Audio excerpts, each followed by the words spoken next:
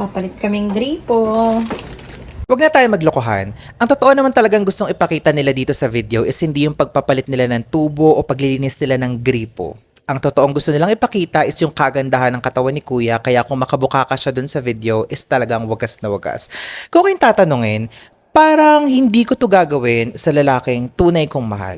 'Di ba? Kasi isipin ninyo, kung talagang totoong mahal niyo yung isang tao, lalaki man yan o babae, papayag ba kayo na basta-basta lang silang magaganyan-ganyan sa social media? Para sa maliit na pera? Hindi, 'di ba?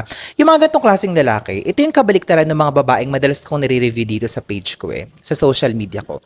Mga babaeng hindi man lang kayang irespeto yung sarili nila. Magkaiba naman yon sa mga lalaki. Kung intindihin niyo yung konteksto ng mga ganong klaseng video, na laging pinapakita yung katawan, yung pabukol, yung pabukaka, which is halatang halata naman talaga na nang aakit ng tao, parang hindi siya karesperes